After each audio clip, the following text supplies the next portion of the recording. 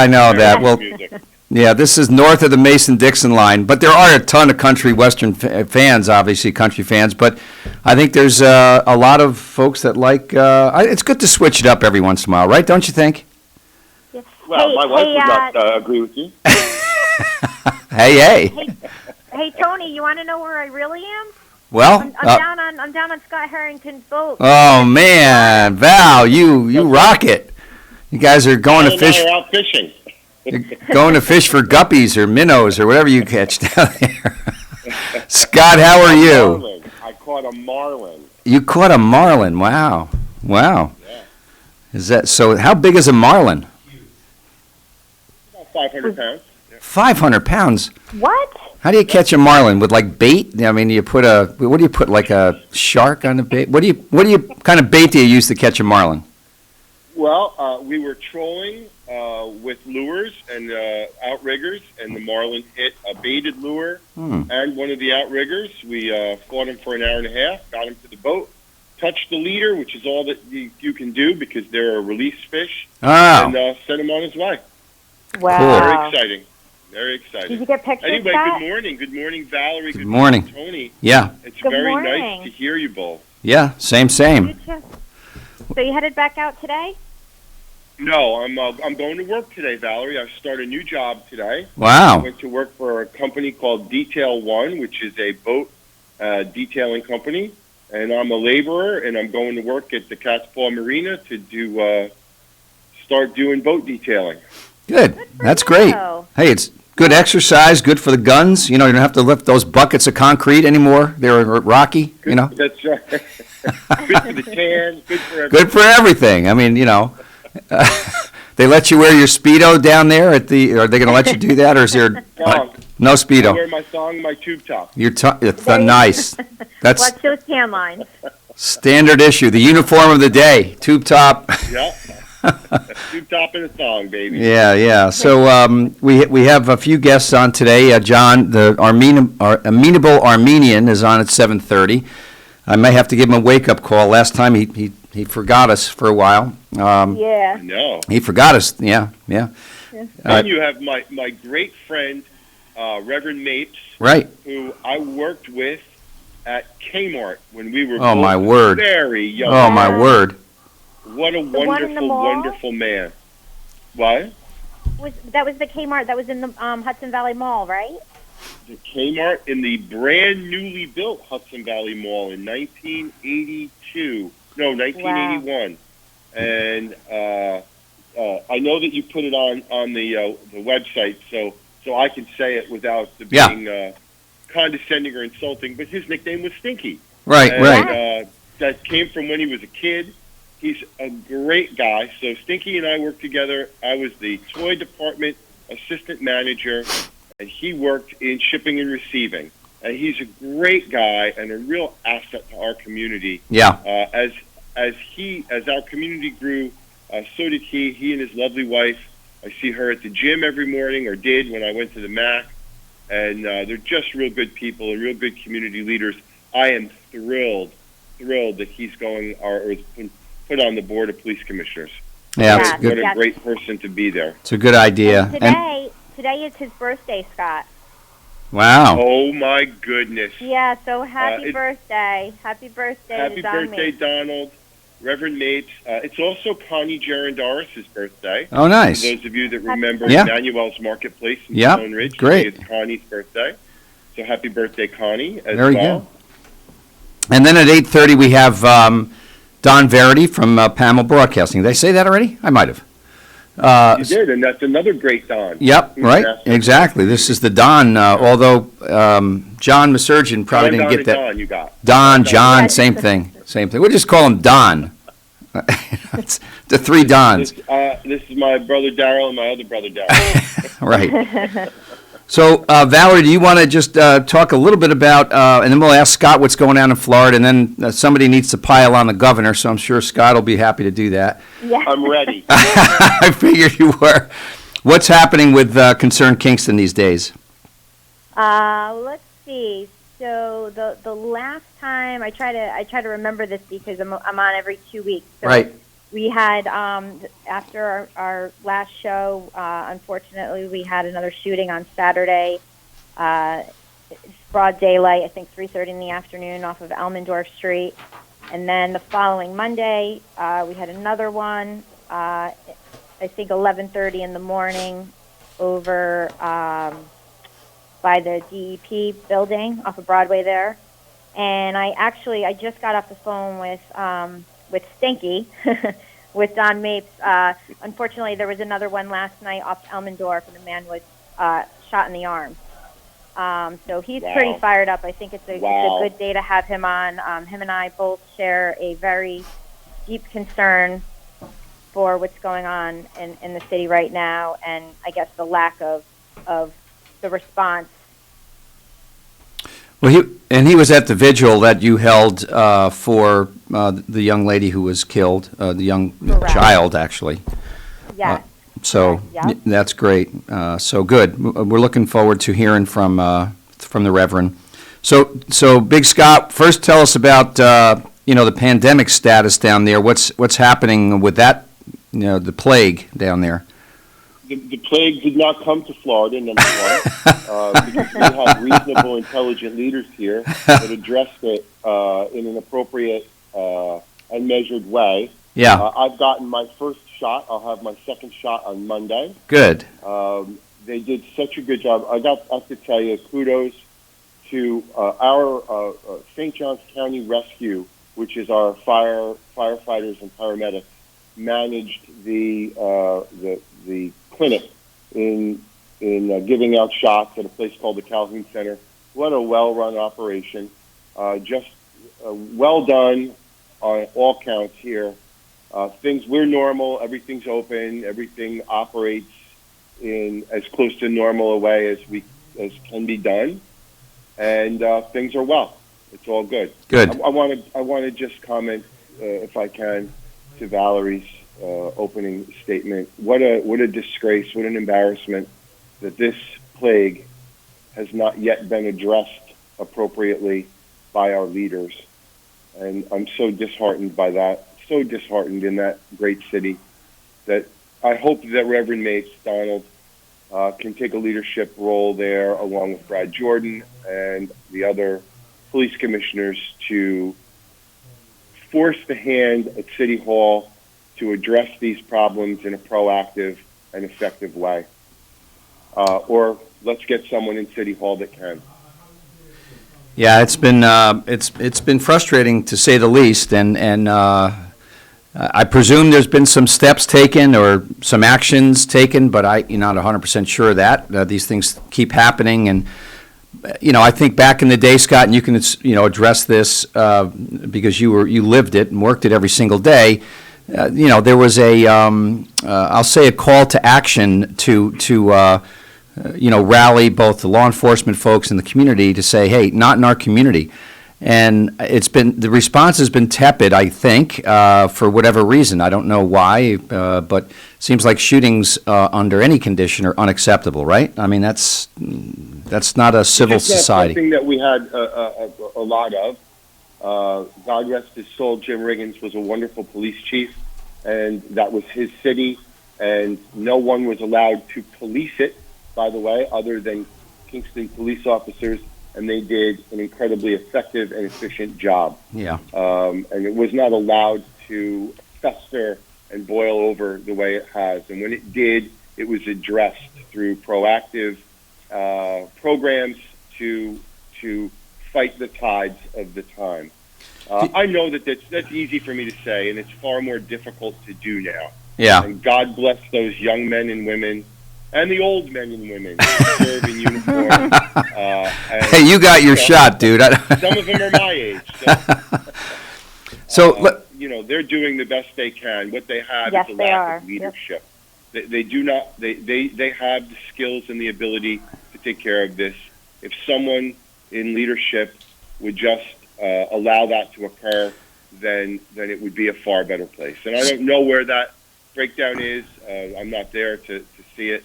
But every wins get credited to the person at the top, and losses get blamed on the person at the top. Yeah, right. That's how it goes. of humanity. Let me ask you both this. I mean, how drug related do you think this is? Is it like slam dunk drugs? This is the gangs are back, or there's just drug dealing going on to such a great level. Somebody gets shot if they don't pay or whatever. I mean, what do you think, Val? I think it's drugs. I think my thing is listen. I think it's all over money. It's all over drugs. Yeah. I don't know how you feel, Scott, but I just feel like wherever there's a violent community, there's a drug infested community. Yeah. Well, I will say that I served through the introduction of crack as the drug of choice. I don't know that there can be a worse pandemic than the introduction of crack cocaine and the violence that accompanied it by the gangs of the time.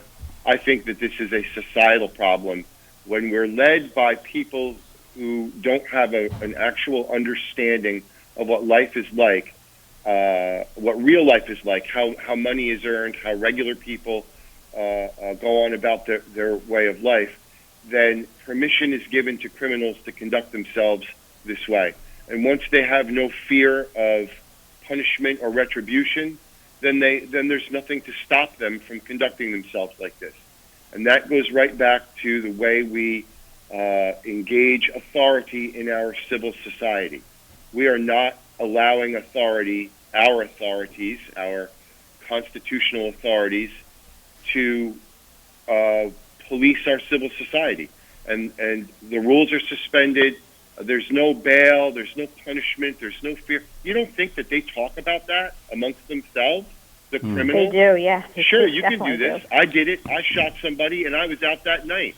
So carry your gun and shoot at will. And that's what's happening. Scott, drugs are always the underlying motivation for them, drugs and money. But it's no different than it was in 1985 when crack came to Kingston. So my question is, I'm not sure when this happened, and I'm not even sure I have all the facts right exactly, but it doesn't stop our elected officials. The urgent task force was put together. It was a multi-law enforcement group, right, that basically teamed up and said, we're playing team defense here. If you know it, I know it.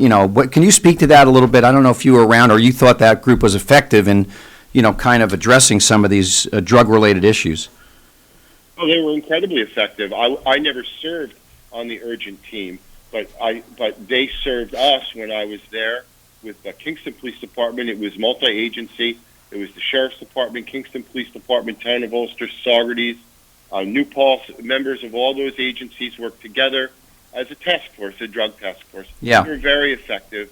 There was the typical petty jealousies between leadership in those municipalities. Well, why are we paying our guy or girl to work in Ellenville? Right. Well, why, or this or that. And so the petty leadership differences got in the way of it, as they always do. It was very effective in its day, though. Not perfect. Nothing ever is. There's always issues. We need the Federal Drug Enforcement Administration to come in. I would say we need help from the FBI, but I've lost all faith in that agency and would want nothing to do with them at this point. But the DEA is still a good agency, a good federal agency to combat this kind of thing. They have the tools. We need to reach out to them and say, come and help us. Yeah. Val, do you think that, the citizens, and you started this Concerned Kingston group, do you think the citizens can continue to put pressure on the elected officials to change the scenario here, change the playing field, bring some pressure to bear? Do you think that's true? Yes, I think right now it's kind of the calm before the storm. I think everybody's kind of asleep, and I've been kind of doing some things behind the scenes. But unfortunately, warm weather is coming, and it's, as we saw yesterday, warm day. And listen, they were shooting when it was freezing cold, but it's going to get really ugly really quickly. And I think that's really, again, what's going to really push the community to put that pressure on the administration to fix this problem. Just like, in last fall, So, I think right now we've been having some meetings with some of the local leaders, some of the aldermen to try to put pressure. If that doesn't go anywhere, we're giving people an opportunity to do their jobs. If that doesn't go anywhere, then Next year. there needs to be there's a next step that's being planned right now. Good. That we have to move forward. We have to put the Good. pressure. We will not accept this as a community. Good for you. We will Good for not you. accept this. Good for you. So I think, you're going to see, if they don't take some action soon, the community will be taking some action. Great. Scott, let me ask you this. If any other elected official, let's say a governor, a senator, a representative to Congress, had 6 sexual assault allegations, what would happen to that person? Yeah. Well, it depends on whether they're a Republican or a Democrat. Okay. If you're a Democrat, you get a pass on all that from both the media and your fellow Democrats. We turn our head the other way for that. If you're a Republican or a conservative, then you're crucified for that. Right. It's embarrassing, right? It's Yeah. embarrassing. Yeah. It's an embarrassment. Yeah. Walk away. Be done. You had your time. Right. Get out of the spotlight. Allow our state to succeed. It's a shame that he wasn't first prosecuted for killing 15,000 people. Yeah, right. Apparently didn't make as much difference as his sexual proclivities did to the public. Yeah. So I would have gotten rid of him for killing 15,000 people. Yeah. Now we have an even better reason to ask him to just go away. I don't want to have an impeachment. That's a waste of time and money.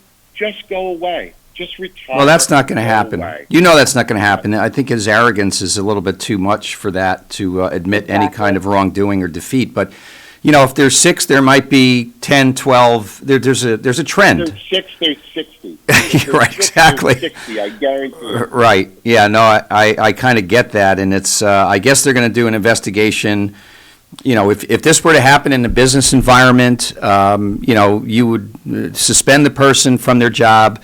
You would have testimony or statements from people. Both sides get to give their account, and then some independent body, or the business would say, either the allegations are false or they're true. Do you see that coming? I'm serious. I do. I do not see that coming. Okay. I don't know enough about Letitia James, our Attorney General, to judge whether or not she'll do an effective job. I hope she does. Right. So far, she's been cautiously moving forward. Yeah. And seems to be making progress. I will give her the benefit of the doubt and allow her in her position of Attorney General to lead this investigation. I would hope that she would do it quickly, fairly, and appropriately, and then prosecute or recommend removal. Right. Right. Or recommend no action be taken if that's where the evidence goes. Right. There is due process, right? I would guess. That'll happen. I don't have enough faith in the system. Yeah. To think that'll happen. Do you either of you know if she is appointed by the governor in her position? No, she was elected. Oh, she's elected. Letitia Okay. James was elected as Attorney General. Got it. 10-4. But my bad. I should know that. My mistake. All right, so these are interesting times. The economy. Let's just shift to Florida. The economy in Florida is doing okay. People are working. Booming. Booming. Boom, boom, booming. Flash. Flash. We missed There are lines at every restaurant. There are waiting lists in every place of entertainment. Stores are full. People are cool. You wear your mask if you want. If you don't want to, some places allow you not to. Some places require it. Yeah. So this is America where people do have choices when they own a business. Most people wear their masks most of the time. Yeah. And the economy here is doing very, very well. How's the workforce? I mean, what's the available workforce to fuel the economy? I think I don't know how many thousands of people a day move to our county, Right. and it's still not enough From New York, by the way. Jobs that are required. Yeah. So we need people here to go to work. The people that are here that want to work can have a job. This is a right to work state, so it's not it's not a strong union state. You're right. But I'll tell you this: I'm making well over minimum wage as a laborer Yeah. for a detailing company starting today. Yeah. Good deal. And if they've got to dip so low in the pool to scoop me up, they need folks. They need people. Yeah, that's true. Well, here we still have a lot of people on unemployment. We still have a lot of people that have taken themselves out of the workforce. And the county's talking about economic development. And my word of caution is always, make sure you have the workforce. If you're going to do something with Tech City, I don't care what that something is. Make sure that there's a plan for a workforce so that when businesses open, that they're going to have people that actually do the jobs there, whatever the heck it is they're going to do. Or if you're moving up from Brooklyn and you're taking your employees with you, make sure they realize that, you don't make $30 an hour here. You make 15 or 18 or 20. There's a difference in cost of doing business. But that's, I think one of the biggest concerns I have is workforce development here. Yeah. Valerie should be able to speak to that. She runs one of the largest construction companies in our area, and runs it very well. I think it's definitely, and I know we touched upon this on our last show, it's definitely one of those things, what comes first, the chicken or the egg, because you've got a housing issue and you have a workforce issue. So it's kind of, right. We need to figure out that balance together to grow both of the balances at the same pace. Yeah. Scott, the real estate market is still in a relative boom here in terms of, a seller's market, and there's bidding wars and all kinds of crazy stuff going on. Interest rates still, historically pretty low. Folks coming up from the city, saying, well, if the house is $300,000, how does $350 grab you? A lot of cash. I mean, you just went through this. I did, yeah. It's people with more money than sense, but that's okay. Yeah, well, that's good for the seller, right? I mean, yeah. The buyer in a few years, God forbid, the market drops out, and that cyclically that happens.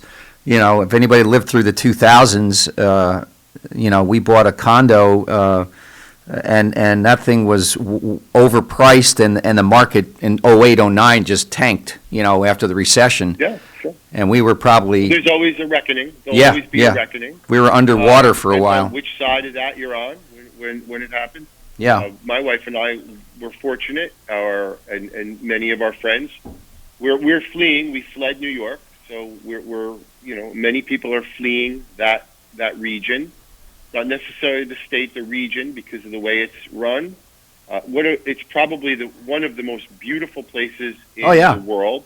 The Catskill and Adirondack Mountains, spectacular. Yep. Wonderful people, rural by nature. Most of New York is rural, and yet we're ruled by a metropolitan area that is self-destructing as we speak. Right. And they're ruining the rest of the state, along with our fine governor. But it doesn't have to be that way. There are places in the country where that stuff doesn't occur. You know what? People need to. Anyone who wants to go find it. People need to get out and vote. If they're unhappy with how the government is being run, you have an option every November. Amen. Get your tail out there and vote for somebody else. That's how the system works. And maybe it gets bad enough to people say, yeah, I've had enough, and I'm mad as, what is it, the movie? I'm mad as hell and I can't take it anymore. I'm not going to take it. Right. I'm not going to take it anymore. Right. Yeah, I mean, that's what has to happen, unfortunately. And look, the cost of living in New York, cost of living is wicked. Go ahead. I'm sorry, go ahead. No, go ahead. No. Well, I guess it's the old statement. If you think that things are going well, then keep voting for the people who are there. Right. But I don't know how anyone could think that it's going well. I just don't understand it. Common sense, regular rules of life. If you think that things in Kingston are going well, then keep voting for the people who are in power. Yeah. Keep supporting them. But if you don't, then you really, really need to make a choice. Right. Well, we're gonna we have 2 minutes, Scott, and Val, just so you know. We're gonna get some artificial money into the economy pretty soon, and it's needed in certain markets. It's needed in certain other markets. It's not needed. Like we don't need additional unemployment benefits in this market, in my opinion. There's plenty of jobs to be had, And all that's going to do is leave people sitting on the couch watching Netflix, eating, if they still make bonbons, those things. Yeah. When the government will pay you to stay home, you'll stay home. Yeah. That's their plan. Yeah, it's 300 federal, and if you make, yeah. Before I go and give to the rest of the time to Val, I just have to acknowledge the loss of a wonderful dear friend recently, Charles Buddy Lukaseski, a man who I loved very much. He was a co-worker at Save-On. He had retired from his career as a heavy equipment operator. He was a mentor to me, as he was to many, and he was just the most wonderful, wonderful man, and will truly be, he is always loved and will be truly missed. Charles Buddy Lukaseski, rest in peace. Your work here is done, sir. Well said, Scott. Val, last words for you, then we got to go to break. No, I think you guys pretty much wrapped it up. I did want to tell you, Scott, I got to see my parents. They're down in Florida, and they came back to visit a little bit, and they said that people are wearing T-shirts down there that say, "Don't bring your New York to Florida." Yeah, Lord, that's hilarious. Yes, we've ruined our state. Don't come here and ruin this state. Ruin it. Yeah, right. Yeah, maybe you can stop in North Carolina or Georgia. You know? I'm keeping the faith, though. I think there's a lot of you got to do that. Here. Like you said, there's a lot of wonderful people here. We just need to come together and like you said, vote. If you don't like it, that's why you vote. Change it. Scott, thank you. Scott Harrington, thank you for being on with us today, and hopefully all is going good. Say hi to Bad Andy and all your cartel down there. So we'll talk to you soon, and be well, be safe, my friend. Yep. Love you all. Thank Love you all, Scotty. Okay. Lawrence, take it away. Val, don't go anywhere. You're listening to Kingston Community Radio on WGHQ Kingston. On your radio at 920 AM and 92.5 FM, and also online at mykcr.org. Question: what will you find on all over-the-counter or OTC medicine packages to help you choose the right drug and use it safely? The answer: the drug facts label. This label lists the medicine's active ingredients and purpose, how much to take, and warnings you should know before using it. Remember, even OTC medicines you buy without a prescription can cause side effects you don't want. So follow the information listed on the drug facts label. For more information, visit fda.gov/drug facts label. A message from the U.S. Food and Drug Administration. Long ago, you wouldn't think of galloping on a horse while doing calligraphy, and you wouldn't have attempted to ride your bike while typing a letter. Yet you think you can safely operate a multi-ton vehicle while texting? Behind the wheel is no place to multitask. If you want to BRB, drive now and text later. Lives depend on it. Visit StopTextStopWrecks.org, a message brought to you by the National Highway Traffic Safety Administration, Project Yellow Light, Noise, and the Ad Council. 100 years ago, there were 100,000 tigers in the wild. Today, there are as few as 3,200. The Earth's wild animals can't speak up when they need help, but we can. Be the voice for those who have no voice. Visit worldwildlife.org. Hi, I'm Steve Thomas for Habitat for Humanity Restore. Habitat Restores are nonprofit home improvement stores and donation centers that sell new and gently used furniture, building materials, and appliances to the public at a fraction of the retail cost. The Ulster County Restore at 406 Route 28 in Kingston needs your donations. Call our hotline at 845-853-7499 to schedule your free pickup. And thanks.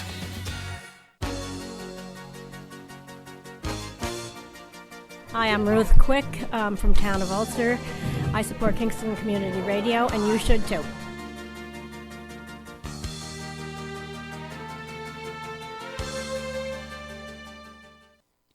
This portion of Kingston Community Radio is brought to you by Ulster Savings Bank.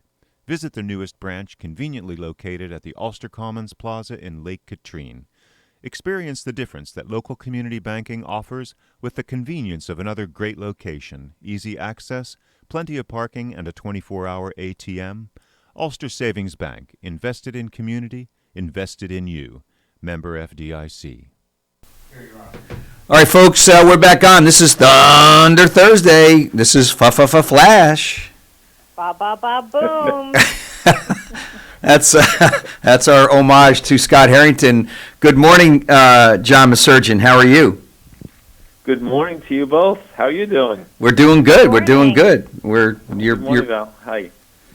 Yeah, this is going to be a beautiful, beautiful spring-like day. A tease, I think. Yeah. But something I will all enjoy, right? Does that mean we're going to have more snow again? It's anything is possible. This is springtime in the Hudson Valley. That's true, but this is earlier early for daylight savings time, right? It's this weekend. Right. This weekend, yes, Saturday into Sunday. Yeah. Spring ahead, fall back, right? Spring ahead, so. Spring ahead, Geez, yes. I forgot about that. That is this weekend. Yeah, I mean, it's usually it was first week in April, and then they pushed it back a couple of weeks. They should just keep pushing it back to like January or something.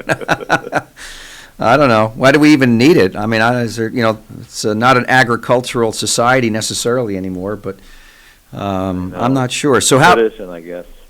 Tradition, yeah, right. How are things going, John?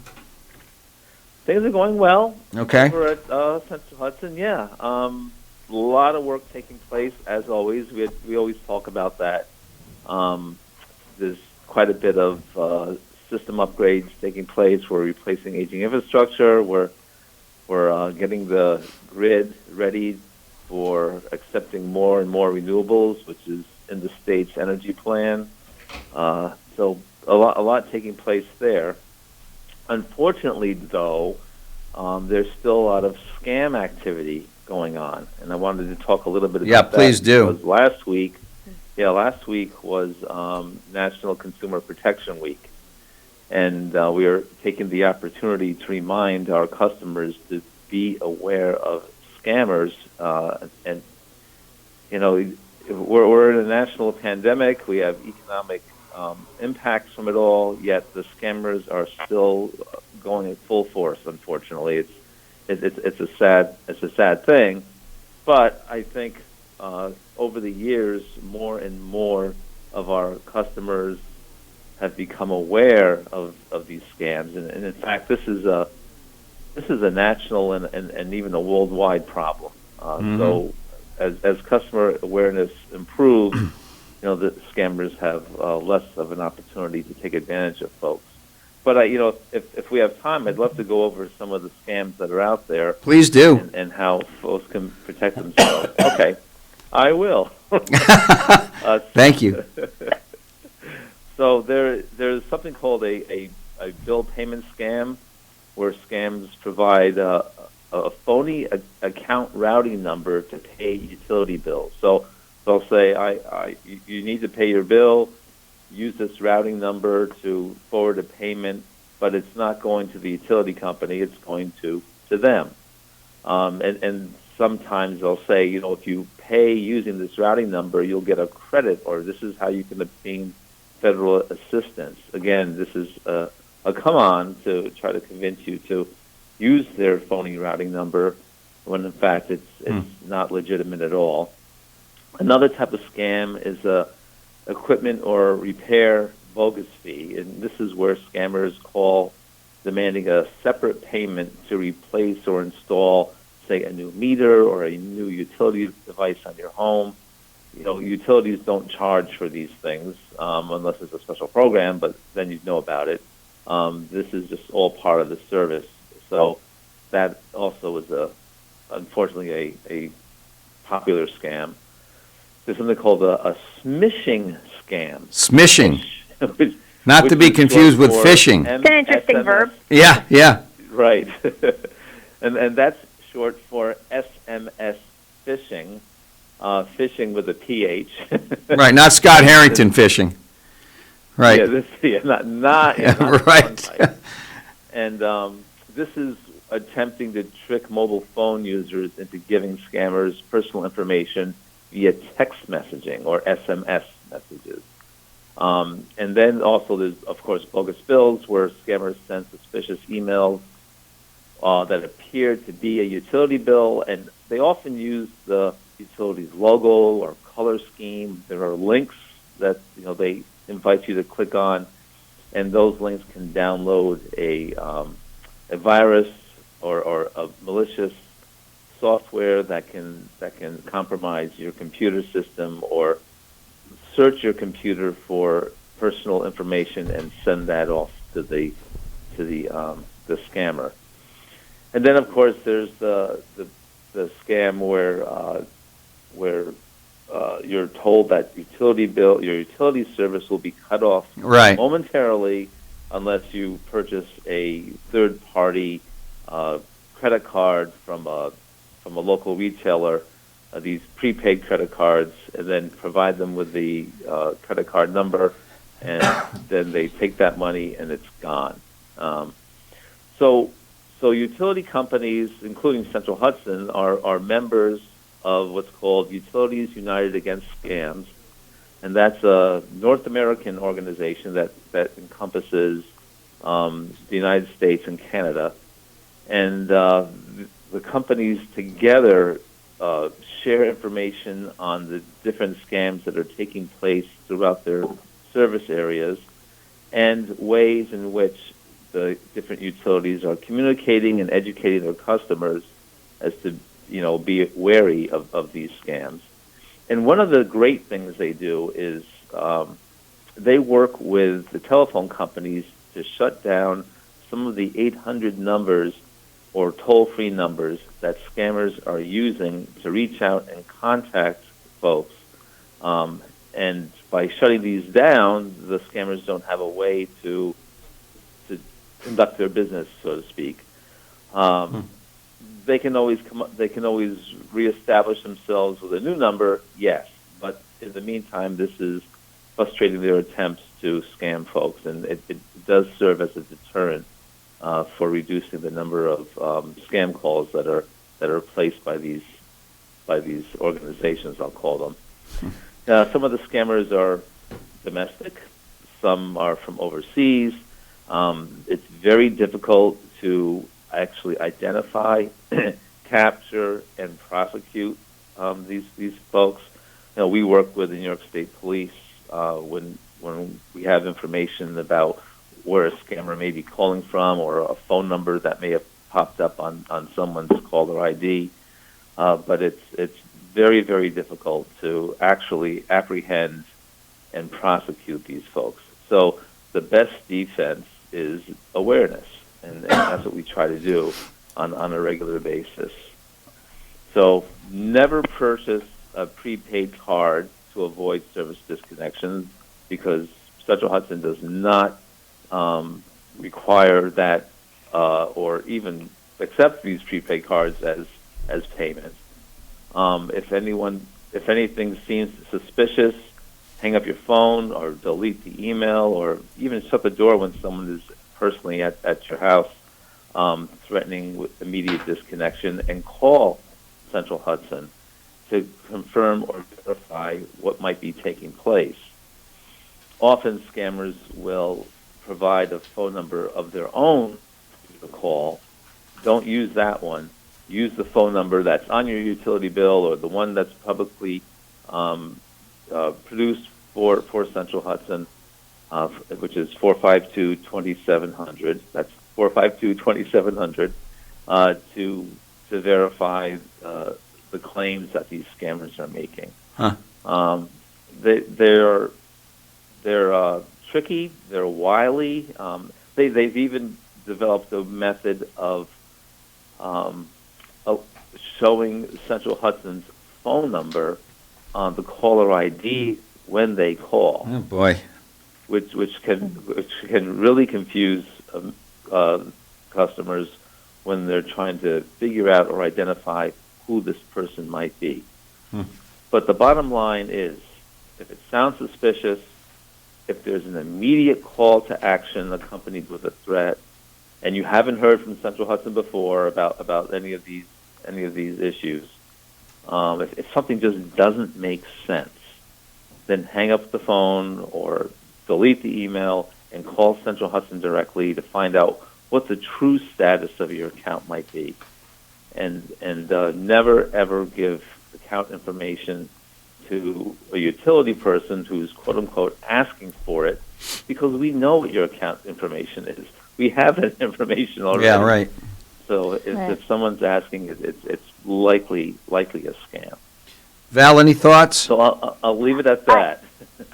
I will say this. I know we've actually been dealing at work. We've been dealing with our IT person a lot over the last month or so. It's really this is everywhere, and I feel like particularly I don't know if it's the pandemic or what it is, but these scammers have really, really stepped up their game lately. We just had my brother received an email from a contractor that we do business with up in Albany. And, it came from their email, the signature, the name, everything, the phone number under their signature, everything was as it should be.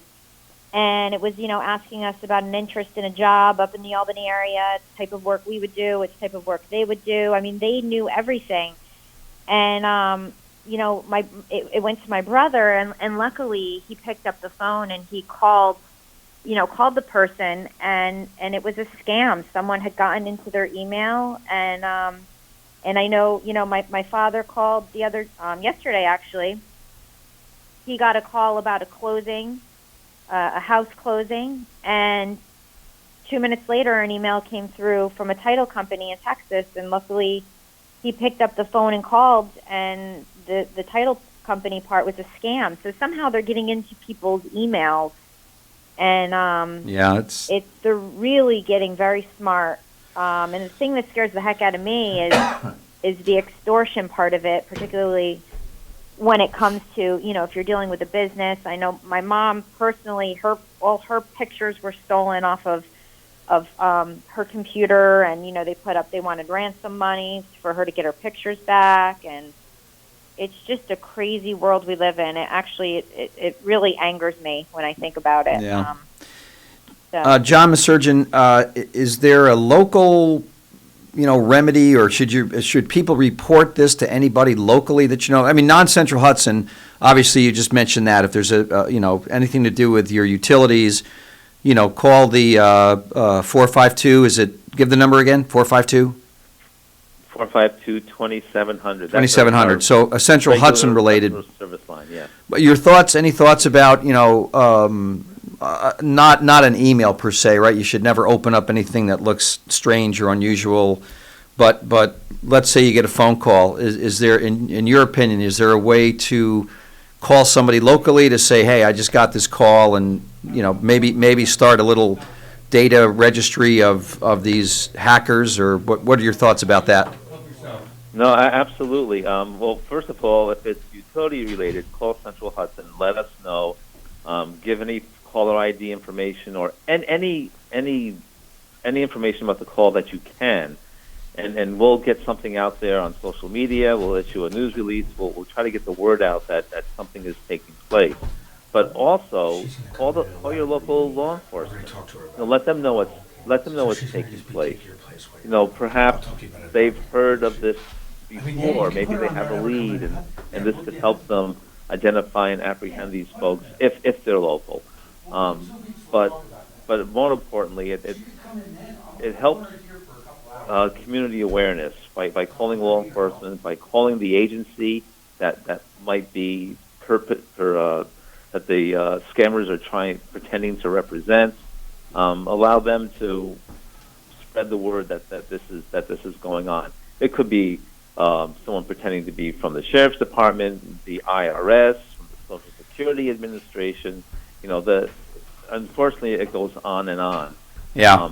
To the extent that you can let these agencies know, hey, I just got a call from a scammer pretending to be you, looking for my information, and this is what they said, and this is the caller ID. Let them know, and they'll spread the word amongst others that this is taking place and help bring about that awareness.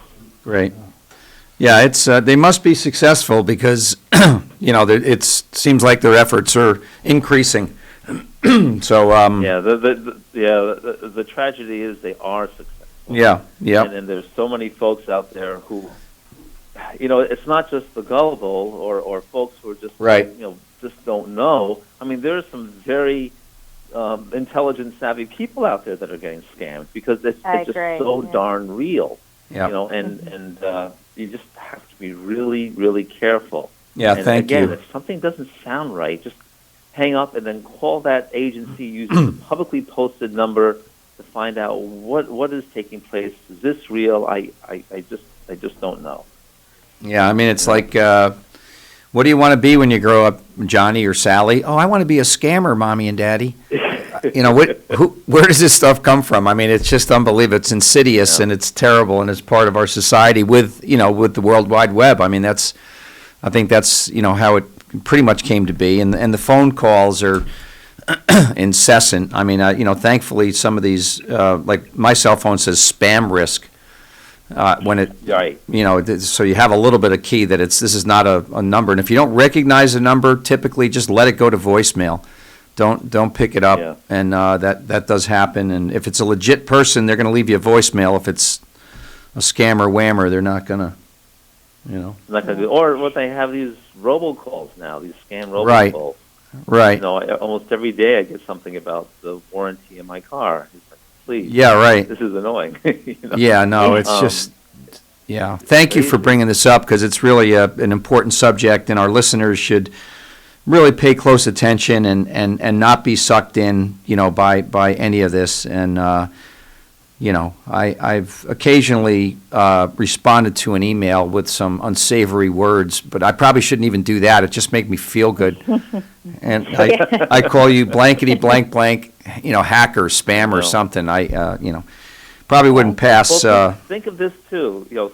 Sometimes when you reply or answer a phone or anything like that, it just confirms to a scammer that this is a legitimate account. Right. And we can try hitting this again, or try a different tactic, or sell it to another scammer. So be. Yeah, you got to be careful. I just my Italian gets the better of me every once in a while, and because I know you're a scammer, and And I want to tell you you're a jerk. Yeah, right, exactly.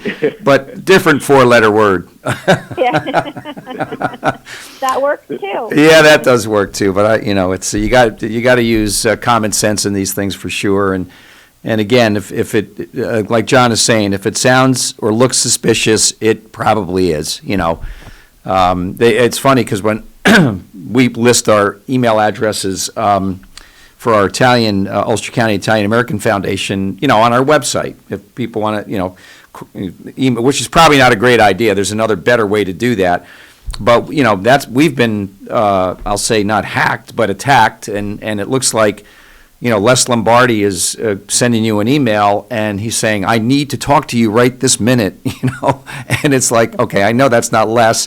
And if you look closely at the email, it's Les's name, but a whole bunch of jumbled other email letters in there. So, it's a hack, or somebody trying to get in. So be careful. Yeah. Can you? In addition to these electronic scams that are going about, there's still the old-fashioned kind too, where people go door to door. One of the utility scams is a quote-unquote crew coming in that needs to check your breaker panel right away because we're doing some work out here. And that still happens. Wow. If that's the case, always ask for identification.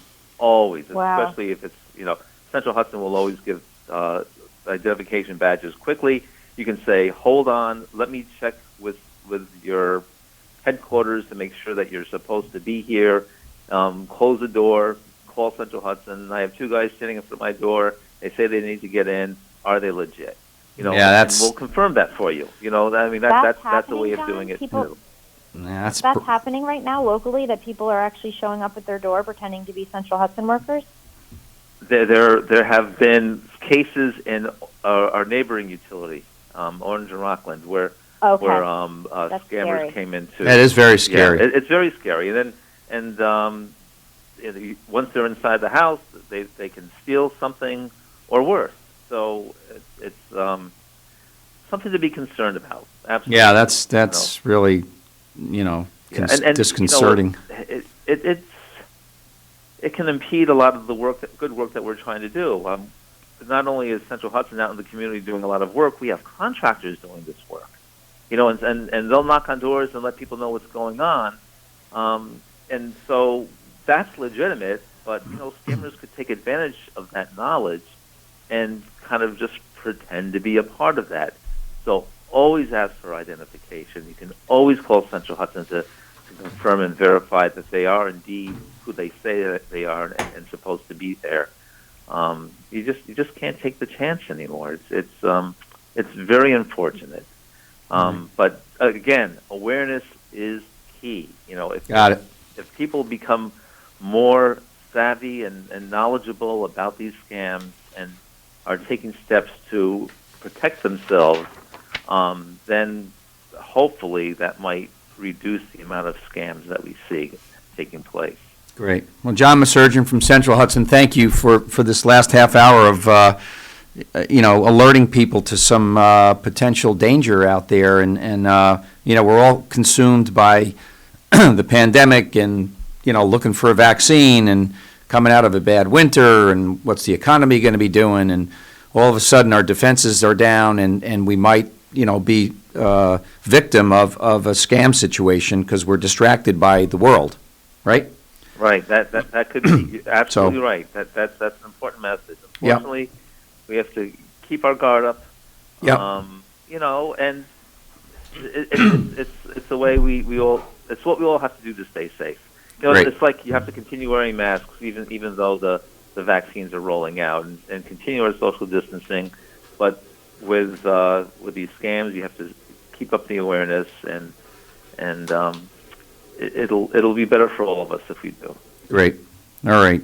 Final words, Val. Anything for John? No, I Okay. think it's definitely an important topic in the world we're living in, and I agree. I think awareness, we're not going to be able to stop it, so I think awareness is the most important key. So thanks for talking about that topic.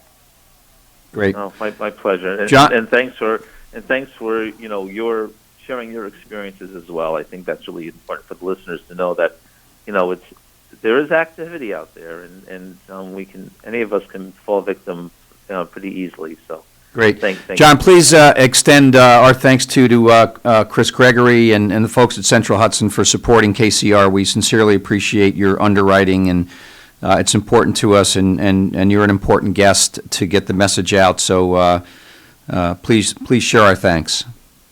Absolutely. Okay, and man. Thank you again for giving us this monthly opportunity. Yeah, man. It's very important to us as well. We'll see you in mid-April, right around tax season. There we go. That lovely day. All right, brother. All the best. Be well. Be safe. Val, don't go. Yeah, just stay on for a couple minutes, Val. We got to mention a couple of quick announcements. Okay, sounds good. Thanks. Thanks. Thanks, John. Thanks, John. Well, we can. I wanted to mention real quick about KCR's radiothon. The radiothon. Let's talk about quickly. The radiothon is going to be on March 31st. It's going to be right here in the studio. It's going to be an all-day deal, very similar to the thing that's not Happy similar, Christmas though, and I Fund. want to Yeah, sure. bring that up. It's not like Boyce Brothers. We can't have people walking in Strolling and out. in, If right. I haven't called you yet, that means you're not on the list, and Right. we can't come. So it's going to be very selective because we Right. can't have a lot of people floating around here. There's Gotcha. other people working in here. Right. So we're doing it a little differently. Yes, I mean, we appreciate all the help we get from the listeners, but we're not going to be giving out food. It's not like Boyce Brothers is more of like an all-day Yeah. kind of party atmosphere type thing. These are a lot of our hosts and underwriters that Right. are going to be throughout the day, starting at 7 o'clock and then ending at 5. Or if we hit our goal at like 3 in the afternoon. we can just take the can day off. Yeah, we can get out of here because that's a long Take the day 12-hour day for me. Right. so. We can go have a pina I'm colada probably taking somewhere. Thursday off, the first. Yeah. All right. But anyway, that's March 31st, and we're looking forward to that. And we have a laundry list of great folks. Oh, that yeah, are we don't gonna- have to go through the list. There's just No, I'm pretty not much gonna the do same that. people from Happy Christmas Fund. Val's going to join us. Right. She's not going on spring break now. Right. Yep, I will be there. She'll be here Great. helping me answer phones or helping us do whatever we need to do. Right. Like. So right. it should be good. Yeah, we have actually got a bunch of the money's been. Already. We've already got Pledged. we've We got already a lot got of a pledges. decent amount of it. The Lions Club have kicked in. Lions Club Foundation has kicked in a significant chunk. Good. We'll go over it. We'll go over it as soon as we start. It's 3 weeks from yesterday. Gotcha. We're going to do it on a Wednesday.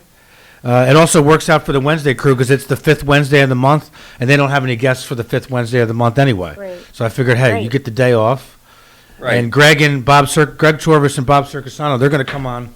They're going to do 11 to 12, and then the police will do 12 to 1 like they always do. Right. And we should be, after the two of them, we should be pretty darn close to getting where we need to get. So we'll see what happens after Great. there. Again, this is a not-for-profit, public and underwriter-supported radio station, KCR is, and it's important to the community and to get the voice out. And we won't have to do those little rinky-dink $10,000 radiothons that never go anywhere anyway. Yeah. This way we can get it all in one shot, and then we don't have to worry about it till next year. Gotcha.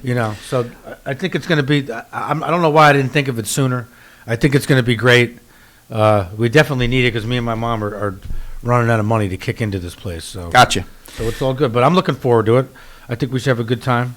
All right, let's. Why don't we go to break, Val? We're going to come back with Reverend Don Mapes, but we have to do birthdays before we get to the Rev. But good. I know he's out in the green room. So He's in the green room. Go get him. All right.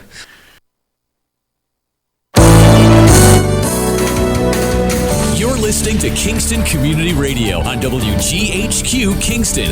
On your radio at 920 AM and 92.5 FM, and also online at mykcr.org.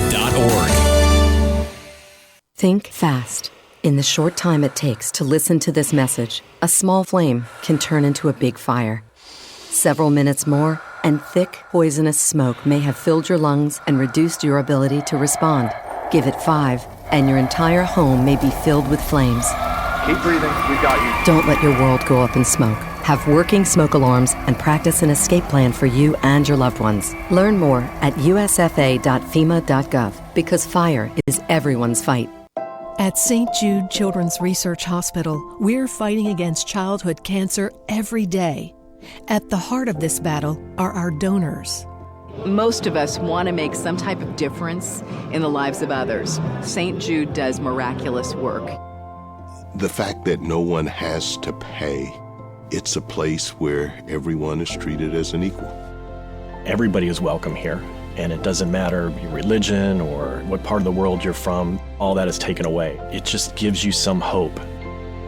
It's just a nice feeling to put your energy into something that really does genuinely make a difference in a child's life. There's just no greater gift. If we have the ability to help, then we have a responsibility to help. Finding cures, saving children. St. Jude Children's Research Hospital. Find out how you can help at stjude.org. Hi, this is Tony Marmo from Norman Staffing, and we've been bringing together employers and job seekers since 1980. If you're an employer and have job vacancies, let Norman Staffing help fill them with permanent or temporary workers. We screen, interview, and recommend the best candidates for your company. We make the employment process easier and faster for you. Please call Norman Staffing for your employment needs at 338-9111, 338-9111, or normanstaffing.com.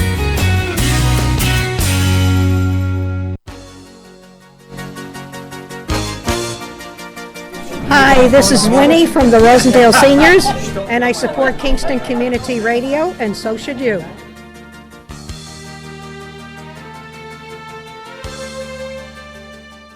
This programming is brought to you by the Friends of Kevin Cahill. As a strong advocate of local broadcasting, Assemblymember Cahill urges you to support Kingston Community Radio with your time and donations.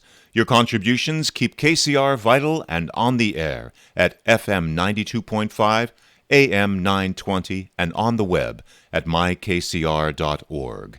Please join Assemblymember Cahill and send your gifts of $10, $25, or more to Kingston Community Radio, Post Office Box 4364, Kingston, New York 12402. Together, let's keep KCR alive. Listen, hold on. Okay, we're back on. We're having our own conversation here. This is Thunder Thursday, and this is Flash. Ba ba ba boo. All right, there's Val Dwyer on the phone calling in, and we got to do birthdays. This is Tony Marmo. We're with Reverend Don Mapes, and happy birthday, happy birthday, happy birthday. Thank you. We could sing that, but we won't. But we're We are going to wish you well, though. Let's see. Let me get to the right folder here, Val. You're not in the studio, so I'm discombobulated here. Well, we're going to start off with a happy birthday to the big guy right here. Don Mapes right in front of us from family and friends. Thank you. And Val Dwyer put X's and O's on here. Oh, nice. So happy birthday today, March 11th. It's a good day for folks. What is this? What's your sign? I hate to. That's not like a weird question. What's your sign? You have like Pisces, right? Right. Okay. Water sign, right? Okay, that's cool. All right, so we have another happy 8th birthday to Anna Gooden.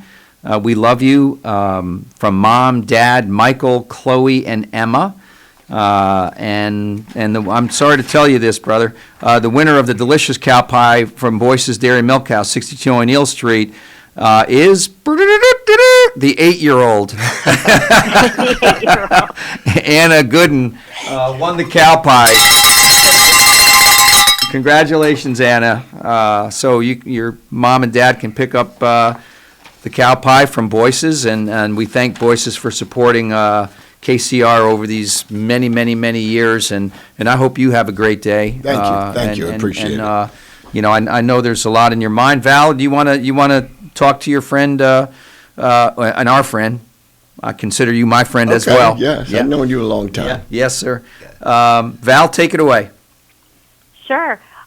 So thanks for coming on, Don. I'm very disappointed I'm not in the studio today, but I just kind of want to start. I say this a lot. A lot of the guests that I've kind of brought on have been people that I have met through this Concerned Kingston group that I had started back in the fall. Bringing together people in the community that are very concerned with the violence. And I was very blessed to be introduced to Pastor Don Mapes. I knew it was official that we were buds when he told me I could call him Stinky. So I'm very proud to be able to call him that. And I know some people in the community know that him and I, along with Malcolm Johnson, had put together a vigil back over the holidays for DJ Mason, who had lost her life to gun violence. And that's kind of where him and I were connected. And we've kind of, kept in touch since then. And I guess I just want to start. We're going to kind of go into, Pastor Mapes is also a police commissioner, which I think was a great appointment, and we're very lucky to have him there. I just kind of wanted to start and allow him, kind of talk about his background. I know he's only moved a couple of blocks in his life, and he's a lifelong resident, and so maybe go through that, and then hopefully we can kind of talk about the current environment of what's going on in the city. Yeah, I've been a lifelong Kingston resident, 65 years today. God bless. And, it's a Medicare age, brother. That's right. It's a very good thing.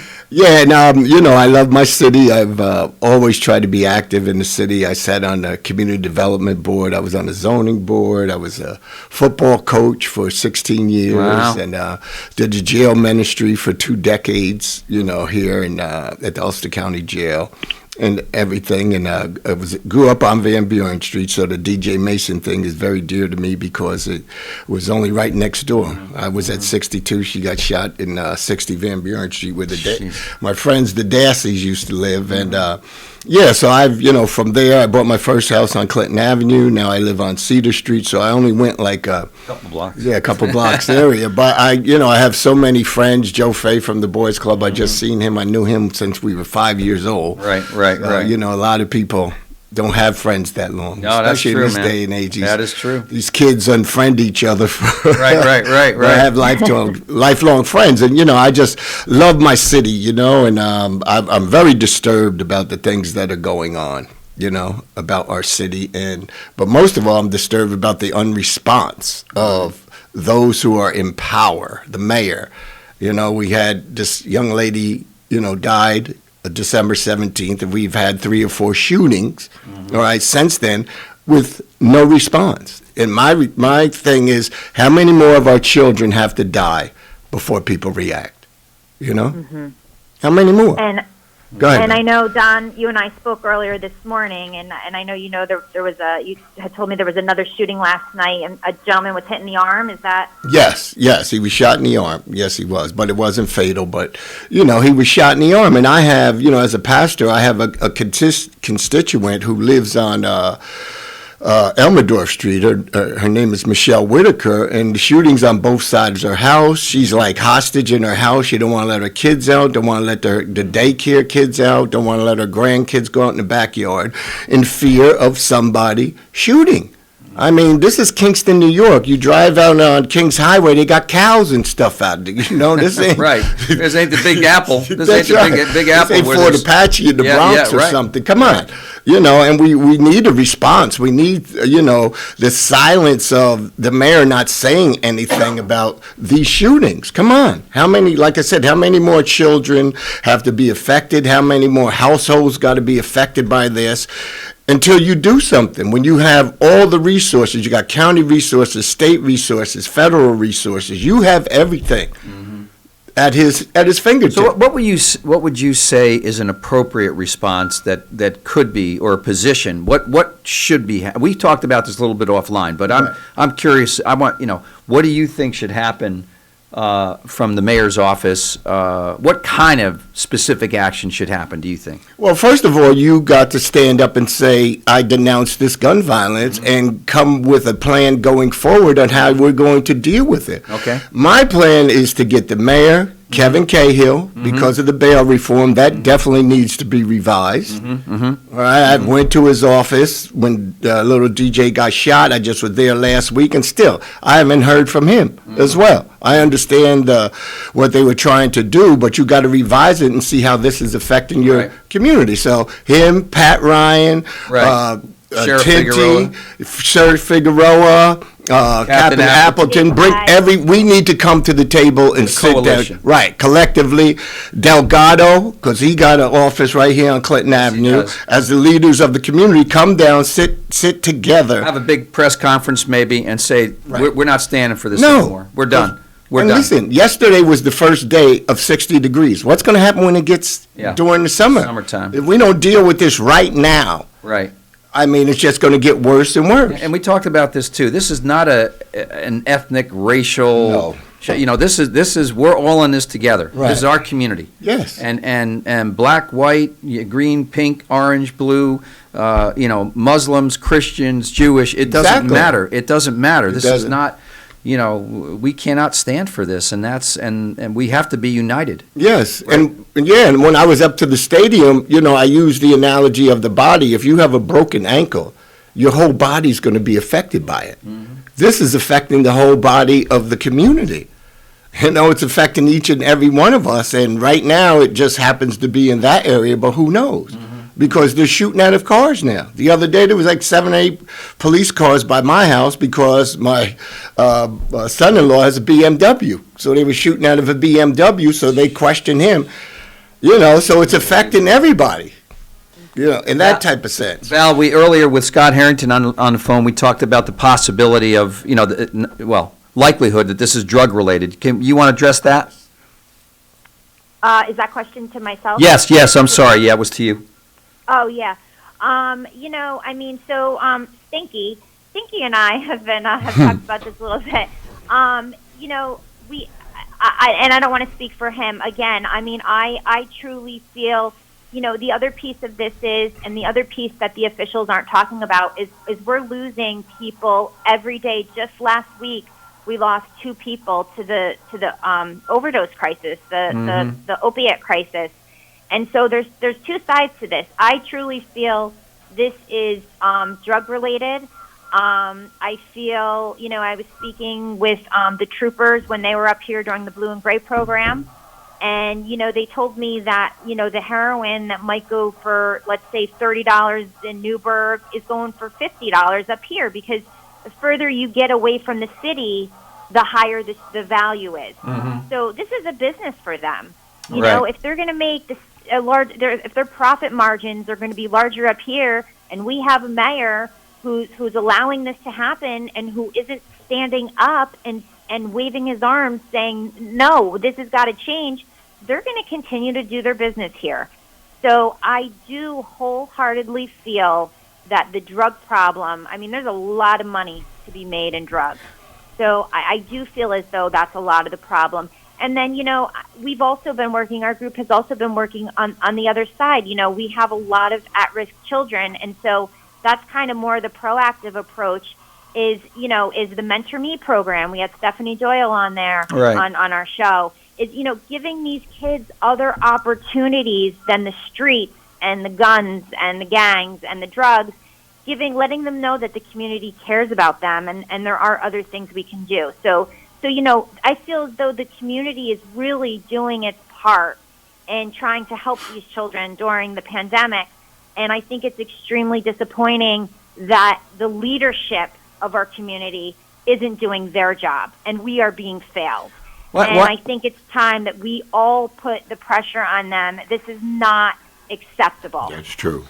Why don't you think we can, why can't they locate the source or connect the dots? And there's got to be suppliers, there's got to be a ring of people that are involved. Maybe they're not from the community, but we should be able to figure out, there's a lot of folks in the street that are willing to talk, I think. Maybe not. Some of them are in fear of retaliation and stuff like that, which is understandable. But somehow, we have a lot of smart folks. We should be able to figure out what is the source and cut the head of that off.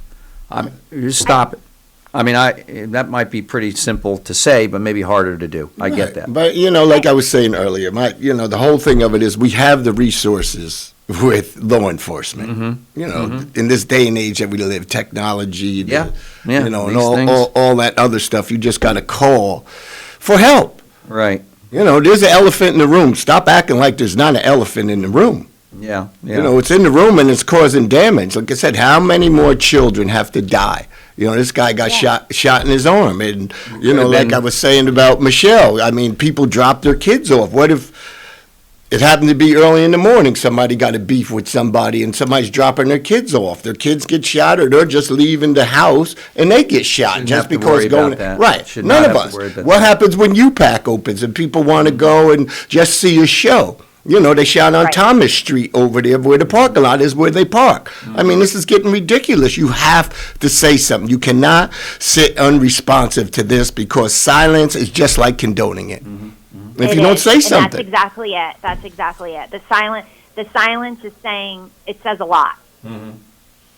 Yeah, and it's got to be consistent. It's got to be, it's like a daily watch. It's a daily watch. Stay on top of it. Get the message out. And yeah, I mean, look, the pandemic, the vaccines, the vaccine anxiety, people looking for vaccines, people concerned about, there's a lot of other distractions going on. I get that. Right.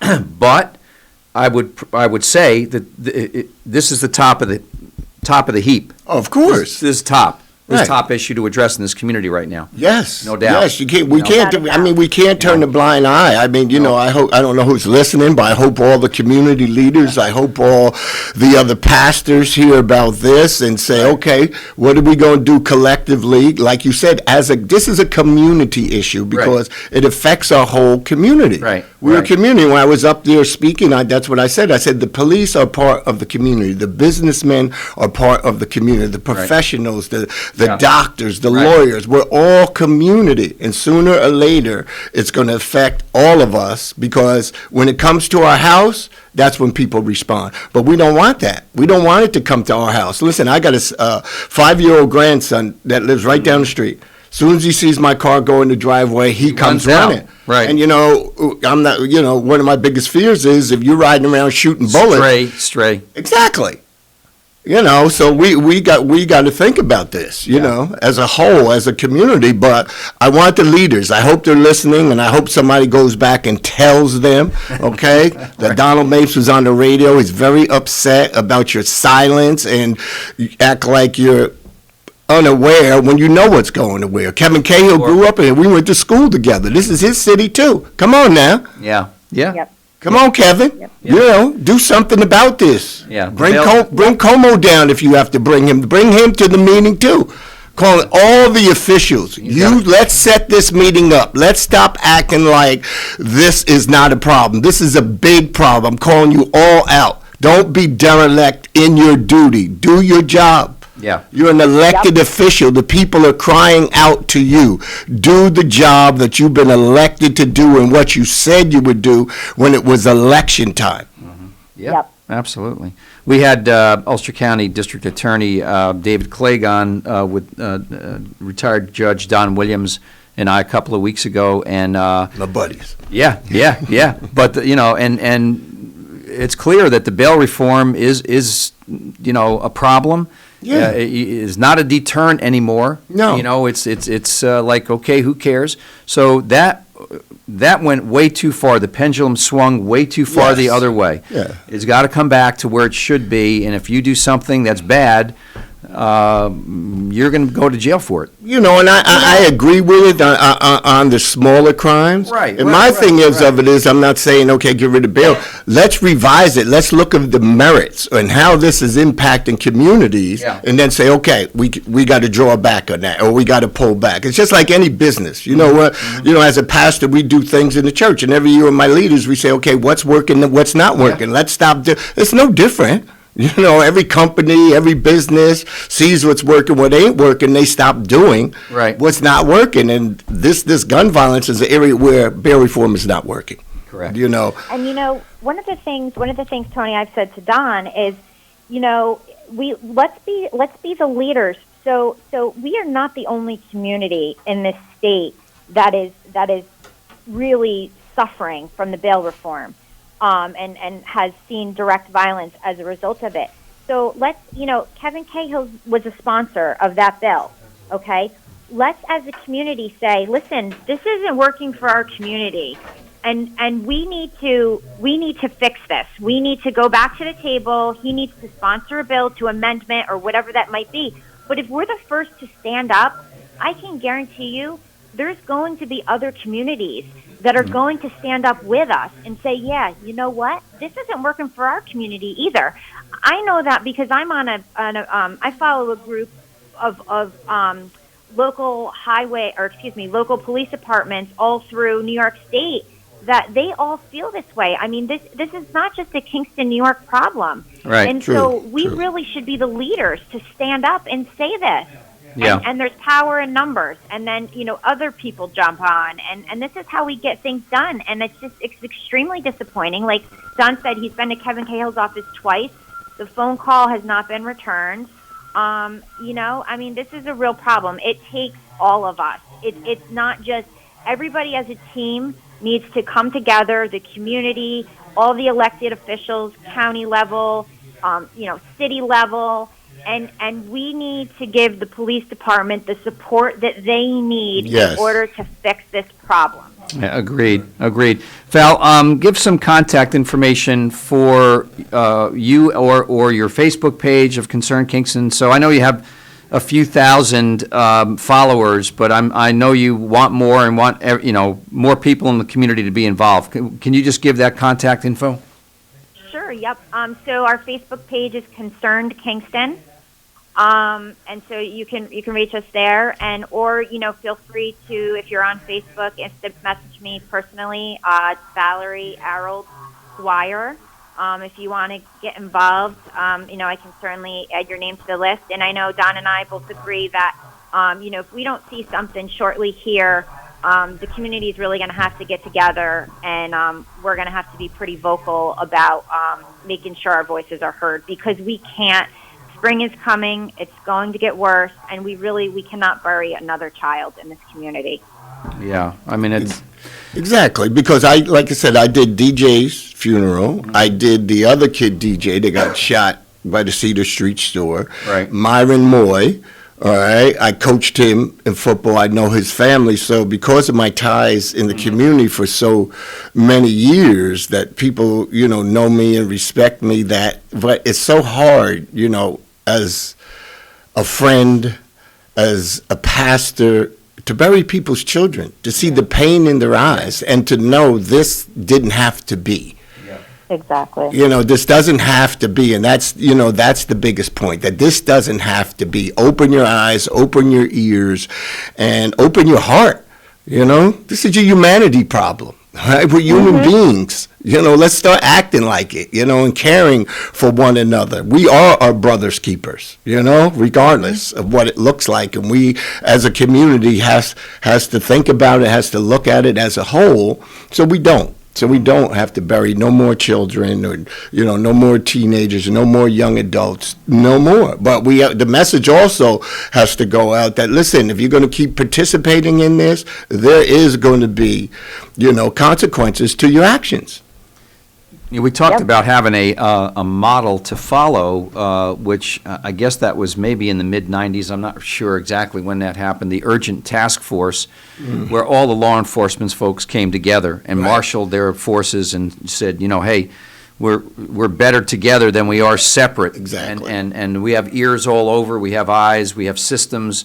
And the elected officials endorse that and get on board with it and let the law enforcement folks do their thing. Yeah. But up front, the electeds have to say, hey, this substance abuse problem's got to stop. Yes. These killings that are more than likely due to drug-related crimes and issues, somebody didn't pay or somebody didn't do this or whatever, has got to stop. And the law enforcement folks need to do their jobs. And I think that, look, they are. I think they are. And there has to be consequences, and that's kind of what goes back to the bill reform. Like, we're talking about, there was a shooting in broad daylight, in the fall or November, whenever it was, and the guy was out for dinner. Yeah. I mean, it's like, what kind of a message is that sending? Right. Yeah. So, and then, and another thing of it is, I'm wondering, but we can't use the national narrative to deal with Kingston. Correct. Okay? Correct. The Kingston cops has never shot anybody black. Right. Or anything like that. So don't bring the national narrative into that. Thank you for saying that. Let's I think deal that's important. with what's going on in our community. Are we perfect? No, we're not. Do we got issues? Yes, we do. Are we dealing with them? Yes, we are. Yes. Okay, maybe not as quick as other people want them to, because we're all like spoiled children now. Right. But we have to work through it as a community. Come to the table. Talk about the hard issues.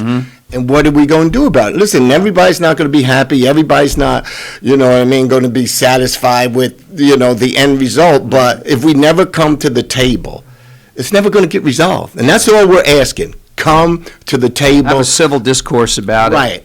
But recognize, the alarm. This is a 5-alarmer. Yeah. Call out all the fire departments on this one. You know? Yeah. Right. Basically, Absolutely. because that's what it is. Yep. We got Kingston's a house on fire. Yep. That's a good one. That's a good analogy, man. I do agree with the whole what Don was just speaking about with the national narrative, if you will, because I know we just had the police task force just met and they came up with all these recommendations, and I listened to a lot of the meetings, and it was all national statistics. It was all what's going on nationally. And it's like nowhere in any of those meetings did anybody talk about the violence that's going on in our city. How do you have a police task force and not recognize that we have a major violence problem in our city, yet you want to talk about what's going on in the rest of the country? Just because that's going on in the rest of the country doesn't mean that that's what's necessarily going on here. I mean, like you said, of course, people have biases and that cannot be tolerated and we need to fix it. But let's address what is going on here and address that. And no, that cannot be tolerated if it is going on here. But, we can't fix things here by looking at what's wrong somewhere else. Right. Agreed. And that's the thing. I'm not downplaying any of that. They're all tragedies. Anytime it's human life, it is a tragedy. But you can't paint Kingston with the same brush. No. But the reaction, can be collective. It can be there could be leadership. There could be, we're not tolerating it anymore. Right. Just stop it right now. It's done. It's over. Anybody who comes in this community to do harm, we're going to root you out and we're going to get you out of here. Right.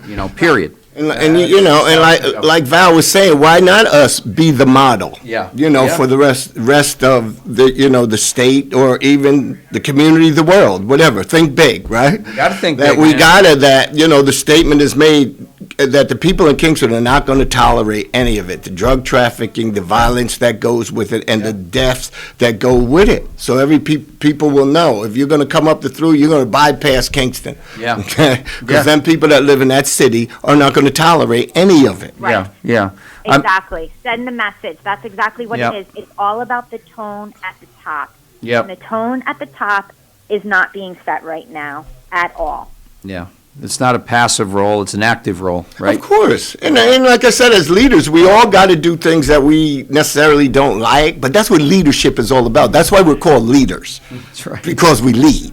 You know, generals go into war Yeah. because they have the strategies, they have the plans, you know, Exactly. and they know. So that's all we're asking for. If you're a leader, then be a leader. You was elected to lead the people and to be concerned about the people that elected you. Well, look, we got to go to break pretty soon. Reverend Don Mapes, thank you for all you're doing. You know, you're on a team with a whole bunch of great people, but we got to do better and keep the word out there. Keep going, Valerie. You're doing an amazing job, and you know, thank you for that. I know. You know, your work is never done. Your work is never done, Rev. So Yes. we appreciate that. Val, final thoughts, and then we're going to go to break. I'm very proud to stand with you, Stinky, and I promise we're going to get this done. Happy birthday. Thank you so much. Happy birthday, brother. I owe you a cupcake. Okay. Yeah. A Dicings. Has to be a Dicings. Gotta be a Dicings. Yeah, you got it. Yeah. You got it, buddy. All right. I think, Lawrence, we're going to go to break. I think so. Maybe, kind of, sort of. All right. Lawrence, break? All right. You know what I mean? Well, maybe not going to break. All right. Can I pray? Going to break? Yeah. Okay. All right. All right, so thank you, Don Mapes. Happy birthday. Thank you for coming in, and we'll get him on again, right, Tony? Oh, yeah. All right, good. All right, Val, hang on. All right, man. 537-499 to schedule. You're listening to Kingston Community Radio on WGHQ Kingston. On your radio at 920 AM and 92.5 FM, and also online at mykcr.org. Question: what will you find on all over-the-counter or OTC medicine packages to help you choose the right drug and use it safely? The answer: the drug facts label. This label lists the medicine's active ingredients and purpose, how much to take, and warnings you should know before using it. Remember, even OTC medicines you buy without a prescription can cause side effects you don't want. So follow the information listed on the drug facts label. For more information, visit fda.gov/drug facts label. A message from the U.S. Food and Drug Administration. Long ago, you wouldn't think of galloping on a horse while doing calligraphy, and you wouldn't have attempted to ride your bike while typing a letter. Yet you think you can safely operate a multi-ton vehicle while texting? Behind the wheel is no place to multitask. If you want to BRB, drive now and text later. Lives depend on it. Visit StopTextStopWrecks.org, a message brought to you by the National Highway Traffic Safety Administration, Project Yellow Light, Noise, and the Ad Council. 100 years ago, there were 100,000 tigers in the wild. Today, there are as few as 3,200. The Earth's wild animals can't speak up when they need help, but we can. Be the voice for those who have no voice. Visit worldwildlife.org. Hi, I'm Steve Thomas for Habitat for Humanity Restore. Habitat Restores are nonprofit home improvement stores and donation centers that sell new and gently used furniture, building materials, and appliances to the public at a fraction of the retail cost. The Ulster County Restore at 406 Route 28 in Kingston needs your donations.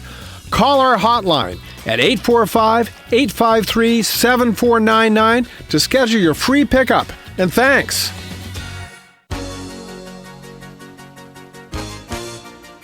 Hi, I'm Ruth Quick from Town of Ulster. I support Kingston Community Radio, and you should too.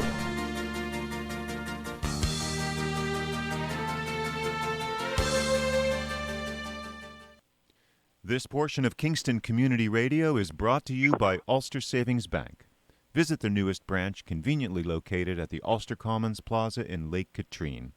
Experience the difference that local community banking offers with the convenience of another great location, easy access, plenty of parking, and a 24-hour ATM. Ulster Savings Bank, invested in community, invested in you. Member FDIC.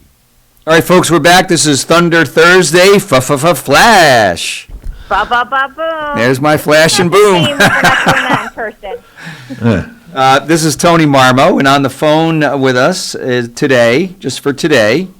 Val Dwyer. Thank you for joining in, Val, by phone. I appreciate it greatly. And we're joined in the studio this morning by, I like to call him the Brian Cashman of Pamal Broadcasting. I only wish.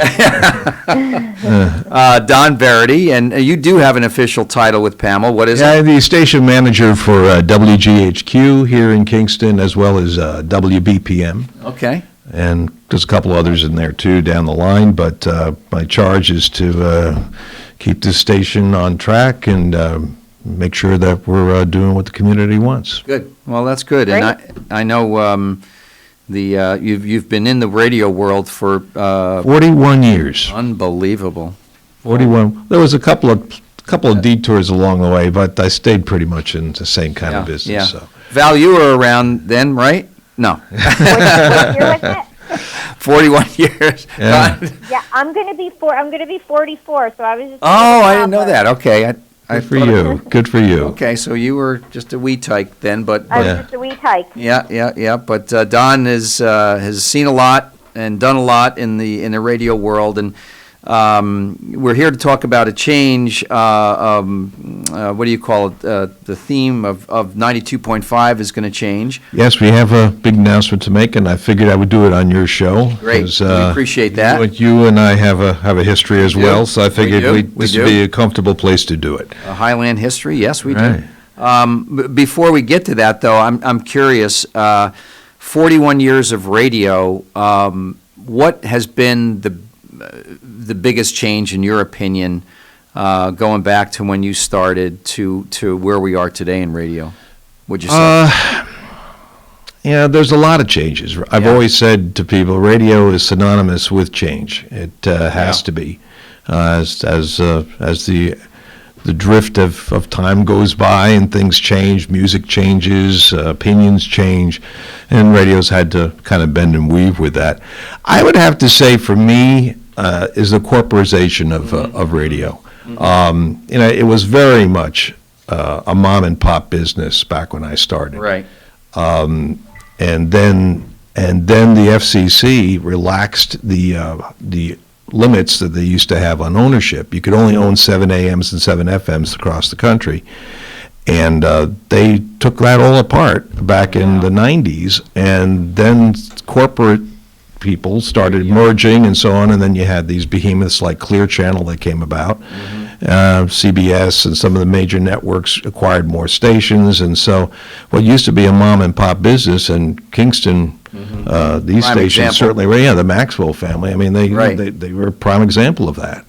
And I worked for Rob Dyson in Poughkeepsie for a number of years, and then I worked for Dick Novick, who became the National Association of Broadcasters president and things like that. Those were, And it was a different thing then. We had to go out and make money and pay the bills, and it was a business like anything else. But then the stockholders got involved and all the rest of that Corporate stuff. returns. And corporate stock- returns, and the whole business changed. There's still local ownership. There is. I mean, there's a number of stations in this region that still are locally owned. Pamal Broadcasting really is. It's an independent. It's one guy owns the whole thing. There's some stations in Albany and a few others.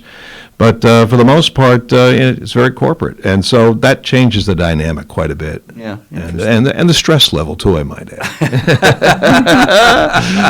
After 41 years, it's like, really, do I need I this? still got my hair, though. You do. You have great hair. Yeah, you too, man. Scott Harrington would say you have hair like a judge. Val, do you have questions for Don or any thoughts? Mm-hmm.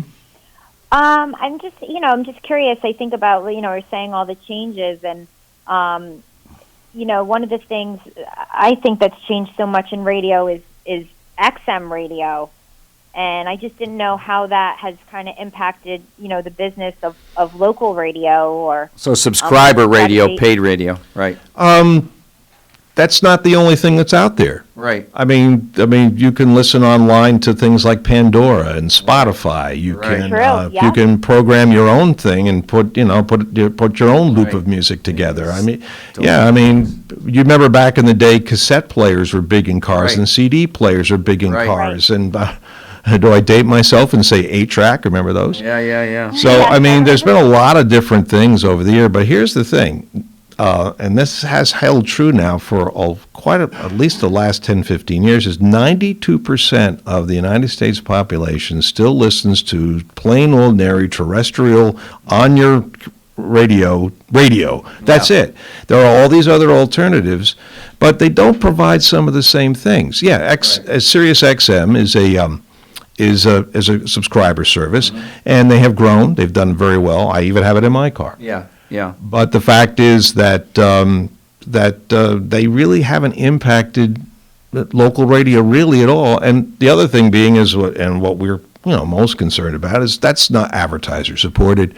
Advertiser supports the local radio station. The other thing that those things don't do is they don't have the local content. There is no local news. There is no shows like this. There is no local news and weather on those things. They're just music services. Right. And there's nothing wrong with that.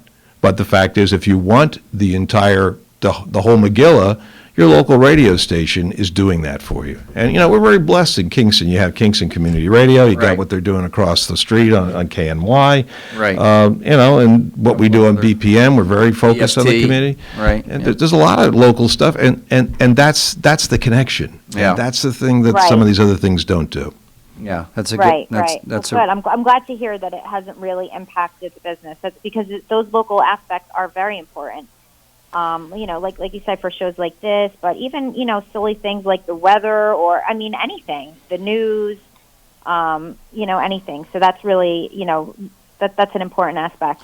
But I would say and Don will probably attest to this, that, the pandemic has certainly affected his ability to get advertising dollars for his stations, I would say. Sure, if for nothing else, I like the best example is that we're not doing stuff. There's no events. Right. There's no theater. There's no Bardavon. There's no UPAC. There's none of that music stuff. concerts. There's no concerts. Yeah. There's not. So all of that, they all advertise to tell people to come and buy tickets. That's all gone or has been on hold. Let's just put it that way. Restaurants. Well, we've been actually pretty lucky. We've been able to keep a good core of restaurants going, and we've been trying to help them out in various different ways too. But all these businesses that require gatherings of people can't do it. Yeah. And they're not going to put good money after bad, and it's even with reduced patronage that they have.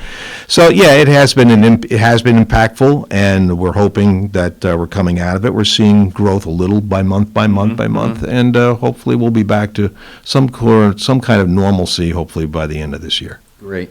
So let's talk about 92.5, the FM signal that for how many years now has been a country radio format? It's been 2-3 years. The quick history of GHQ is the Reverend Mapes was here before. WGHQ actually celebrated its 65th birthday on March 4th. No kidding. It originally signed on the air in 1956 in Saugerties. Wow. Do you know that, Lawrence? I did. Wow. I didn't know it was 65 years, but we're on the 55th year of Happy Christmas Fund, and that started in 1966, 10 years after. Wow. Yeah. Okay. I think I have it right, Lawrence, that your family, Harry Thayer started it. Took it over in 1960, around that? Somewhere in there, right. Yeah. He took it and brought it to Kingston. Changed the call letters, which were WSKN. Right. He changed it to GHQ, which General stood Headquarters. for General Headquarters, right. He also owned WVIP down in Mount Kisco and another station in New Rochelle. He had a couple of them, the Herald Tribune radio network. So, but Maxwell family ran it for several years, decades. They sold to Clear Channel and a company called Roberts Radio. Roberts Radio, and I worked for them for a little while. So I had a little, Radio? for a little while, and then that became Clear Channel because they gobbled up stations nationwide after the change I mentioned. And then in 2007, our company, Pamal Broadcasting, acquired it and added it to our family of stations down here. And it has been several different formats since. I know you probably listened to the radio stations. We had Rush Limbaugh and Glenn Beck back on. Then we did a different kind of talk radio with Dr. Laura, and Dave Ramsey was more service-oriented talk. Right.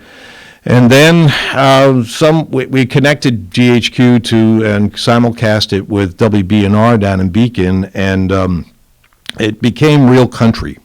And we've been doing that now since, let's say, 2014, 15, somewhere around there. Yeah, it's been a while. It's been a while. And quite frankly, it has a lot of fans, but it doesn't have a lot of fans. Yeah, right. And it just hasn't grown. And I'm not one of them. You're not a big country music fan. When he told me we were switching, I was ecstatic.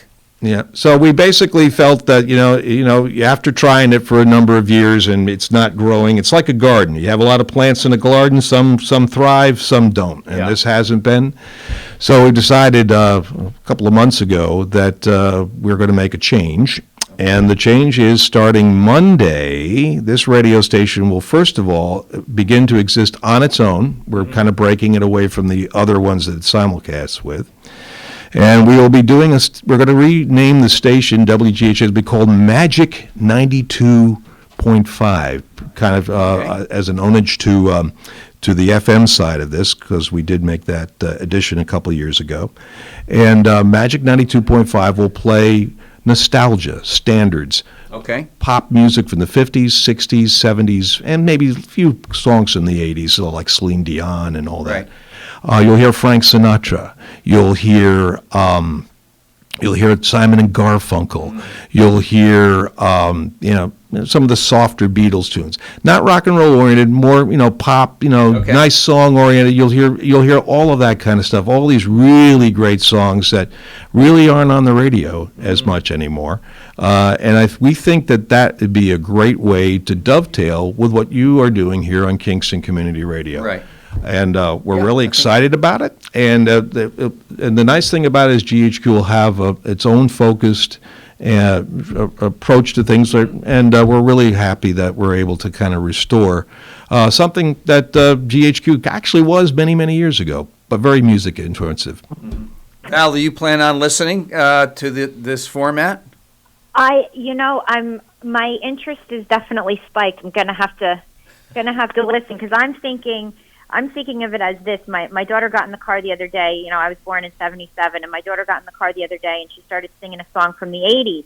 And I kind of looked at her like, how the heck, my daughter was, she's 15. I looked at her like, how does she know the words to this song? I was a baby. So this is kind of, I'm kind of thinking of that in my head as I listen to this, and that I'm going to be interested to see if I recognize any of these songs. I think it's going to be you will really recognize most of them. Yeah. Again, they're all songs. The nice thing about it is you'll find yourself singing along to this, because they're all songs that everybody knows. And your mom and dad will probably be listening to. My mom and dad will be very happy, I'm sure. Yeah. For the country folks that that maybe may be disappointed, we're still going to be playing. You'll hear a little Willie Nelson. You'll hear Glenn Campbell and Kenny Rogers and Dolly Parton and Lynn Anderson. You'll hear a lot of those classic country pop. Crossover songs. They'll all be part of it too. It's funny, we operate WBPM at 92.9, just up the dial a little bit, and that's sort of an oldies format too, but it's really focused on the 70s, 80s, and 90s. Yeah. And we looked at it, and we have a station just like this in Albany. We call it Magic up there too. Oh yeah. And that's one of yours. I didn't know that. Yeah, Magic 590. It's one of, and their playlist has. We found they have like a 1,200, 1,500 song playlist, and most of them we don't play on BPM. Yeah, yeah. So we were saying, something? There's an audience for this. It's thriving in Albany. Why not take the playlist and bring it down here and duplicate it down here? And we're finding that the people we're talking to about it, behind the scenes at the moment, are all very excited about it. Good reception to it. Yeah. And the fact that now that 920 AM is simulcast on an FM channel, a 92.5, music is viable again. Right. And so we felt that with that in the fold, that we're able to present a viable format that people will enjoy, dovetails nicely with KCR, and so it's all good. Good. That's great. And the signal, I know when I used to commute to Albany, when I was running a nursing home up in the Troy area, I could get the 920 signal pretty darn far, the AM signal pretty far up the thruway. I was like by Ravenna almost. I mean, a little short of Albany, you could still pick up the AM signal.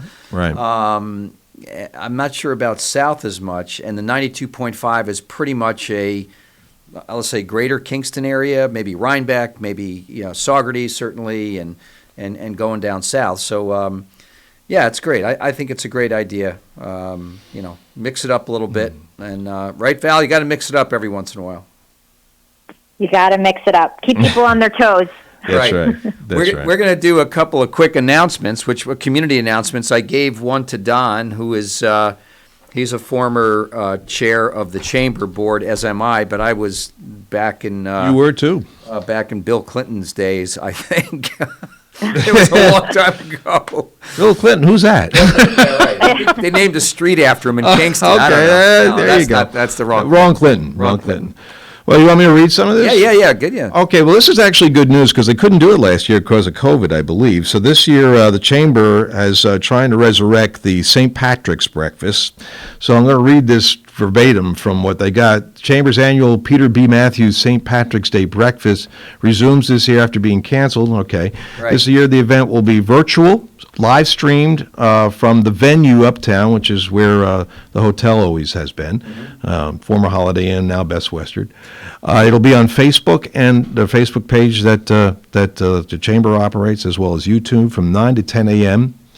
And Ward Todd said that even though the event is virtual this year, viewers will be able to enjoy the breakfast, especially since the program will feature Irish music exclusively. Well, there you go. There you go. And Todd said the audience will enjoy live music with the T. McCann Band. They're great. I don't know if you've ever heard them, but they are terrific. The breakfast is sponsored by the Reese Group, whose principals and brothers, Louis, Paul, and Frank, were recognized in 2019 for their long-standing support of the Chamber. Right. Good friends of the Ulster County Italian American Foundation, the Cashero boys. So for more details, ulsterchamber.org. And Chamber continues, even through the pandemic, to be thriving and a very important local connection for businesses and the people that frequent them in this community. KCR just joined the Chamber. I know we were members a while back, and then funds got a little bit low, so we didn't renew. And this year we were able to become Chamber members once again, and I think that's great. It is great for our station here, and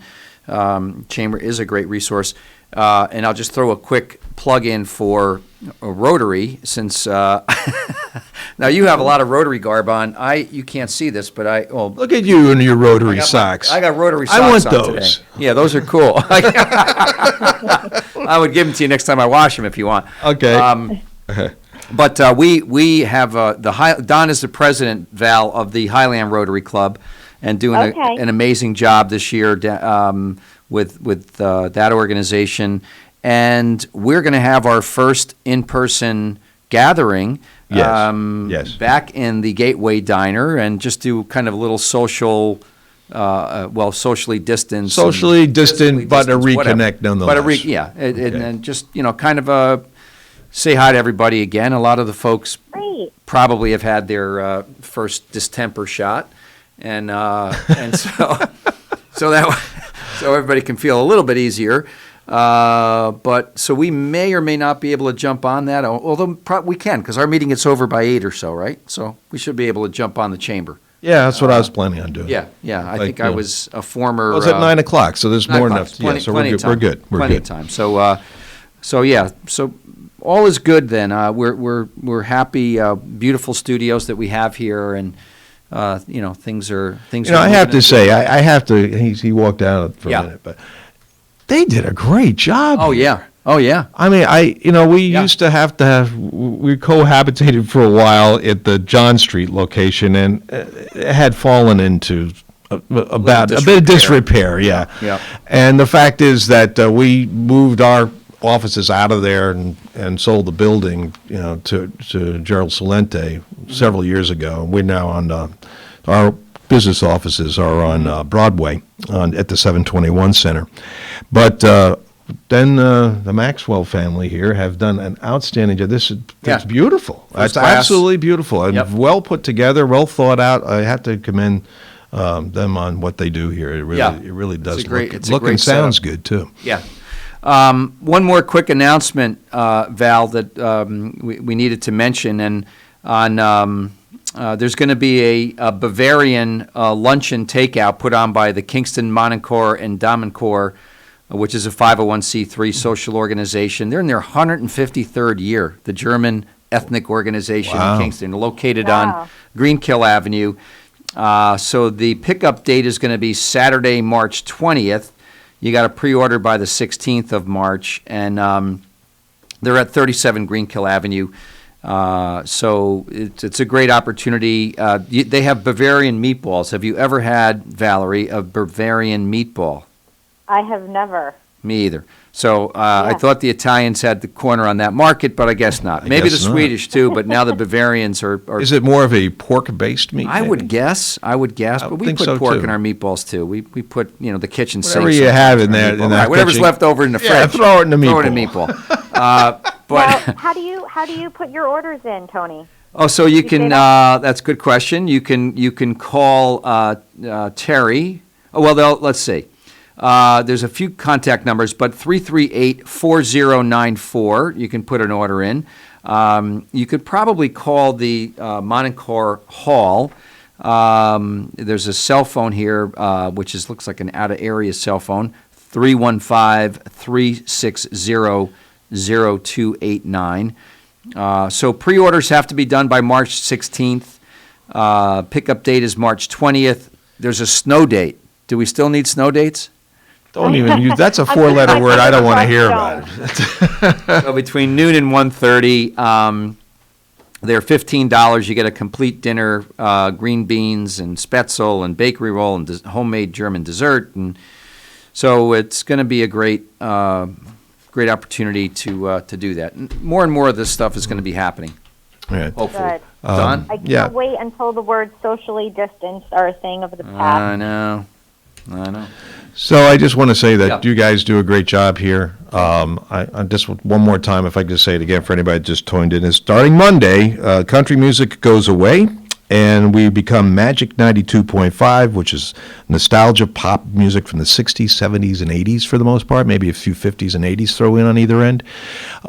You're going to love the songs. Every single one of them are just great. You're going to hear Frank Sinatra on one side of it. You'll hear Simon and Garfunkel. You'll hear Hall and Oates will be on there from the 70s and 80s. But every songs are I like to say they're killer songs. Every single one. So that starts Monday morning. 15th of March. Yep. So after 9 o'clock, Bright and early. stay with us, folks. That's what we're hoping you'll do. We hope we're doing this to hopefully to please you. So after 9 o'clock, stay with us all day and enjoy the tunes. There'll be also news and weather on there too, by the way. I'll be tuning in too. That's kind of my jam. That's my jam of That's your kind of jam. my jam.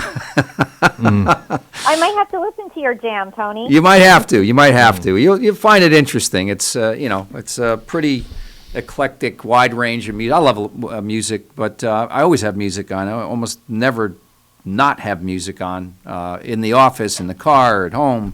Yep. It's always music is universal Makes language. everything better. Absolutely.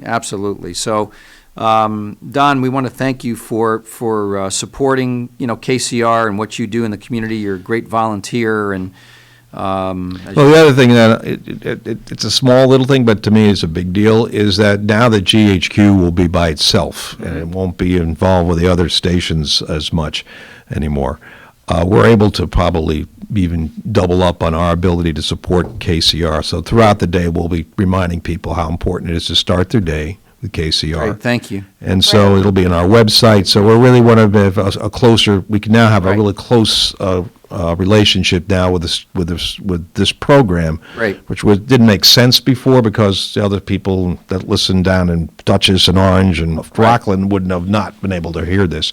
Right. But now that we can, we'll hopefully have even a stronger bond. Great, and we're a 501c3. We do have a Facebook page, Kingston Community Radio. You'll be able to see Don Verity on that Facebook page, probably by this afternoon. And we have a YouTube channel where all of our shows We do. We can actually be have watched. over 160 subscribers. Yeah, we're now. getting there. Woo! We're getting grabbing there. like one a day. Yeah. Remember it's when good. we only had like 30? Yeah. So we're doing so, good. you can watch shows. They're uploaded to the YouTube channel, and if you didn't catch Don Verity live, you can catch Don Verity recorded. That's right. On the YouTube I plan to watch it every day now. Oh, great. Just go to YouTube and type in Kingston Community Radio, and you can watch shows up to 30 days, right, Tony? Yeah. Yes, you can. Yeah, we have shows. If you might have missed a show earlier in the week, or you missed Hey, Kevin Cahill yesterday, or please put another plug in for your radiothon.